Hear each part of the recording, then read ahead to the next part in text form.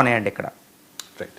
ఇక బంగ్లాదేశ్ మాజీ ప్రధాని ఖలీదా జియా చనిపోయారు. అంత్యక్రియలకు భారత విదేశాంగ శాఖ మంత్రి జైశంకర్ ఢాకాకు వెళుతూ ఉన్నట్టుగా తెలుస్తోంది. దీని ప్రత్యేకత ఏంటి ఎంజీ రావు గారు? ఒకవైపు షేక్ హసీనా భారత్లో ఆశ్రయం పొందుతూ ఉన్నారు, అంటే షేక్ హసీనా ఇండియాకి ఫేవర్గా ఉంటారనేది ఇక్కడ స్పష్టంగా అర్థమవుతుంది. ఐ మీన్ షేక్ హసీనా పట్ల భారత్ ఫేవర్గా ఉంటుంది అని చెప్పి. ఇప్పుడు షేక్ హసీనాకి రాజకీయ శత్రువు, రాజకీయ ప్రత్యర్థి అయిన ఖలీదా జియాతో కూడా అక్కడ అంత్యక్రియలకు వెళ్ళడం అంటే ఏంటి, దీని ప్రత్యేకత ఏంటి? ఎస్ అండి, ఇప్పుడు భారత విదేశాంగ శాఖ మంత్రి ఇప్పుడు ఢాకాలో ప్రస్తుతం ఇక్కడ దహన సంస్కారాలు ఏది ఖలీదా జియా 80 సంవత్సరాల వయసున్న ఖలీదా జియా దహన సంస్కారాలు జరుగుతున్నాయి ఢాకాలో. ఇక్కడ జైశంకర్ గారు అటెండ్ అవ్వడం జరిగింది. ఇప్పుడు జైశంకర్ భారత విదేశాంగ శాఖ మంత్రి ప్రస్తుతం ఢాకాలో ఉండడం అంటే ఒక విచిత్రమైన పరిస్థితి అనమాట. ఏంటంటే ఈ ఖలీదా జియా తన జీవితాంతం ఆవిడ ప్రైమ్ మినిస్టర్గా పనిచేసిన 1991 నుండి 96 అంటే పివి గారి టైంలో ప్రధానిగా పనిచేసింది. తర్వాత 2001 నుండి 2006 వరకు వాజ్పేయి గారి టైంలో అది మన్మోహన్ సింగ్ వాజ్పేయి గారి టైంలో ఆవిడ ప్రైమ్ మినిస్టర్గా పనిచేసింది. ఆవిడ ఇప్పుడు ఢాకాలో ఉన్న బంగ్లాదేశ్లో అధికారంలో ఉన్న భారత వ్యతిరేకత ఉండేది. అంటే భారత వ్యతిరేక తీవ్రవాద దళాలని పాకిస్తాన్ చైనాలకు అది సపోర్ట్ చేసింది ఆవిడ ఖలీదా జియా, అంటే బంగ్లాదేశ్ నేషనలిస్ట్ పార్టీ. ఇప్పుడు అంటే మరి ఆవిడకు అనుకూలంగా ఆవిడకి ప్రైమ్ మినిస్టర్ మోడీ గారు కూడా త్వరగా కోలుకోవాలని సందేశం పంపడం జరిగింది. ఆవిడ చక్కగా రెస్పాండ్ కూడా అయ్యింది. ఇప్పుడు భారత విదేశాంగ మంత్రి స్వయంగా డైరెక్ట్గా ఆవిడ క్రిమటోరియంకి వెళ్ళడం అంటే మరి పూర్తిగా స్నేహహస్తం అందించినట్టు. ఎందుకంటే ఖలీదా జియా కుమారుడు తారిక్ అహ్మద్ ఈరోజు అక్కడ బీఎన్పీ విజయం సాధించడానికి వచ్చే ప్రైమ్ మినిస్టర్ అయ్యే అవకాశాలు బీఎన్పీకి ఉన్నాయన్నమాట. భారత వ్యతిరేక పార్టీయే, కానీ భారత అనుకూల పార్టీకి అక్కడ అస్తిత్వం లేదు. అదే అవామీ లీగ్ షేక్ హసీనా ఆవిడ బయట ఢిల్లీలో తలదాచుకుంటుంటే నిరాశ్రయురాలుగా అక్కడ బంగ్లాదేశ్ అవామీ లీగ్కి అసలు అక్కడ స్థానమే లేదు ఎన్నికల్లో. కాబట్టి బీఎన్పీ అధికారంలోకి వచ్చే అవకాశాలు అక్కడ 90% మనకు కనిపిస్తున్నాయి. ఇంకా మిగిలిన పార్టీలు ఏంటంటే Nationalist citizen party NCP party, అది ఏంటంటే ఈ జెడ్ స్టూడెంట్స్తో నిమగ్నమై ఉంది. ఇక తర్వాత పార్టీ ఏంటంటే జైష్ ఈ ఇస్లామీ అనే మతతత్వ పార్టీ ఉందన్నమాట. దానికి అధికారం చేజిక్కించుకునే అవకాశాలు ఉన్నాయి. కానీ భారత సపోర్ట్ బీఎన్పీకి ఉంటే బీఎన్పీ 100% విజయం సాధిస్తుంది. బీఎన్పీ కూడా స్నేహహస్తం భారత్కి అందించింది. ఇంకా షేక్ హసీనా లేదు కాబట్టి బీఎన్పీ భారత పక్షాన వహించి తీరవలసింది. ఎందుకంటే అది అధికారంలోకి వచ్చిన తర్వాత అసలైన ఛాలెంజ్ ఉంటుంది. అంటే బంగ్లాదేశ్కి యొక్క ఆర్థిక ప్రగతి, సుస్థిరత, లా అండ్ ఆర్డరు ఇవన్నీ ఎస్టాబ్లిష్ చేయాలి. కాబట్టి భారత సపోర్ట్ లేనిదే బీఎన్పీ అధికారంలోకి వచ్చిన ఏమీ చేయలేదు. కొత్త జనరేషన్ వచ్చింది. ఇప్పుడు జైశంకర్ గారే వెళ్ళడం అంటే బంగ్లాదేశ్ పీపుల్కి ఒక అద్భుతమైన మెసేజ్ భారతదేశం ఇస్తుంది. ఇప్పుడు ప్రస్తుతం ఎలా ఉంది బంగ్లాదేశ్లో అంటే ఇండియన్స్కి వ్యతిరేకంగా తీవ్రమైన ప్రదర్శనలు జరుగుతున్నాయి. అక్కడ దీపు చంద్రదాస్ హిందూస్ మీద అటాక్, 3 హిందువులు ఇప్పటికే చనిపోవడం జరిగింది. భారత వ్యతిరేక నినాదాలు ఇవన్నీ అక్కడ తారాస్థాయిలో ఉన్నప్పుడు అక్కడ యూనస్ తాత్కాలిక ప్రభుత్వం కూడా భారత వ్యతిరేకంగా అక్కడ పనిచేస్తున్న పనిలో మధ్యలో జైశంకర్ గారు అక్కడికి వెళ్ళడం అంటే ఏం సందేశం ఇస్తున్నారు? యూనస్కి సీరియస్ వార్నింగ్.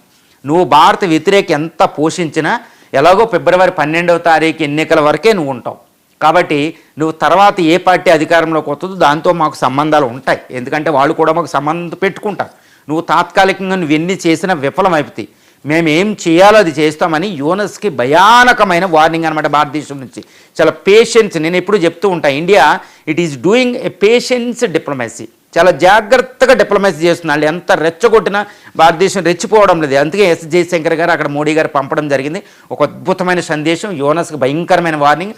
భారత వ్యతిరేక వాళ్ళకి అక్కడ ఇచ్చే సందేశం ఏంటంటే భారతదేశం ఎప్పుడూ కూడా బంగ్లాదేశ్ సంక్షేమాన్ని, బంగ్లాదేశ్ సుస్థిరతని, ఇండిపెండెన్స్ మేము గౌరవిస్తాం అని ప్రకటించడం జరిగింది. చూడండి, భారత వ్యతిరేక ఖలీదా జియా మరణించిన ఆవిడ అంత్యక్రియలకు వెళ్ళడం అంటే బంగ్లాదేశ్ పీపుల్కి ఒక అద్భుతమైన మెసేజ్. నేను ఎప్పుడు ఒక మాట చెప్తూ ఉంటా, బంగ్లాదేశ్లో ఇప్పుడు భారత వ్యతిరేకత వచ్చేస్తుంది, అంతా భారత వ్యతిరేకలే, అక్కడ ముస్లిమ్స్ అంతా భారత వ్యతిరేకలే, హిందూ వ్యతిరేకలే. This is the totally baseless argument అండి. నేను ఒకటే చెప్తున్నా ఏంటంటే బంగ్లాదేశ్ ప్రజలు అక్కడ మతం కంటే అక్కడ లాంగ్వేజ్ బెంగాలీ సంస్కృతికి ఎక్కువ ప్రాధాన్యత ఇస్తారు. గుర్తుపెట్టుకోవాలి, ఆ విషయం చాలా చాలా ఇంపార్టెంట్. అంటే చారిత్రాత్మక అది ఉందన్నమాట. అందుకనే పాకిస్తాన్ నుంచి వాళ్ళు తిరగబడి ముక్తి బాహినిని పెట్టి బయటకు వచ్చారు. ఆ వచ్చినప్పుడు ఇద్దరు లీడర్లు ఇప్పుడు ఫోటోలో కనిపించే ఒక జియావుర్ రెహమాన్, ఆయన యొక్క భార్యే ఖలీదా జియా.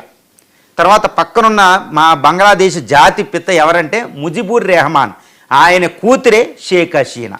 వీళ్ళు 1990 నుంచి గత 30 సంవత్సరాలకు ఇప్పుడు పుట్టోలో ఉన్న 30 సంవత్సరాల పాటు రాజకీయ పోరాటం అనమాట. ఏదో తమిళనాడులో కరుణానిధి జయలలిత పోరాటం ఎలాగో ఇద్దరు బేగమ్స్ అంటారు, ఇద్దరు బేగమ్స్, ఏ బ్యాటిల్ ఆఫ్ బేగమ్స్ అంటారు అనమాట. 30 సంవత్సరాలు బంగ్లాదేశ్ ఫ్యూచర్ని నిర్ధారించారనమాట వాళ్ళు. ఒకళ్ళకొకళ్ళు ఎంత దారుణంగా ఫైటింగ్ ఉండేదంటే ఒకళ్ళు వస్తే ఒకళ్ళని జైల్లో పెట్టేవారు అనమాట వాళ్ళు. అంత దారుణమైన చాలా పేషెన్స్ రాడికల్గా యుద్ధం చేసుకున్నారు. ఎవరు? షేక్ హసీనా, ఖలీదా జియా. అందుకని బేగమ్స్, బ్యాటిల్ ఆఫ్ బేగమ్స్ ఈరోజు ముగిసింది ఖలీదా జియా మరణంతో అని చెప్తారనమాట.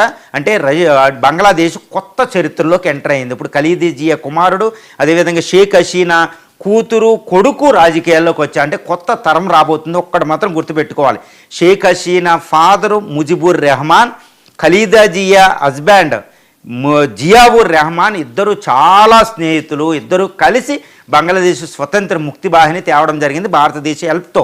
వాళ్ళు చాలా ఉంది, కానీ వాళ్ళ భార్య కూతురు లేడీస్ బేగమ్స్ దెబ్బలాట మాత్రం బంగ్లాదేశ్ని ఆ పరిస్థితికి తీసుకెళ్ళింది.